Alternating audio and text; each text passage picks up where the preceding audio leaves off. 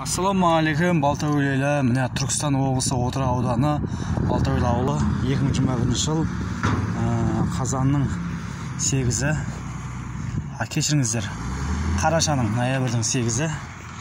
Міне Құрбан атаның баласы Көтен ата кесенесі міне жанында. Міне қазір Құдай қаласа жұмыста жүріп жатыр. Міне Көтен атаның ұрпақтары Балтагүл ауылындағы. Тал егет Құдай қаласа 3-4 күннен кейін свет тартып жатыр. Одан кейін моторын қосып, суды суғарып, одан кейін тал егетін болады осы жерге. Көрдіңіздер ме міне? Ар бетінде мазарат. Тірі өлі разы болмай, тірі байымас деп міне Көтен ата атамыздың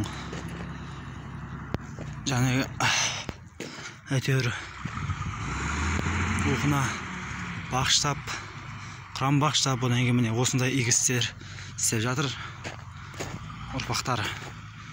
Көтен атаның балдары ұрпақтары. Столбы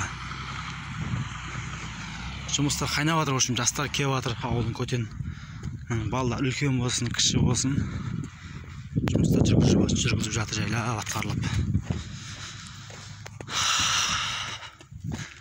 Міне бәріміз сіздер болып, біздер болып атталсақ, Көтен ата ұрпақтары Құдай қаласа санаулы күндерден кейін тал егеді. Үшін бәрі оғықша болады. Әртүрлі жеміс ағаштары, алма, алмұрт деген сияқты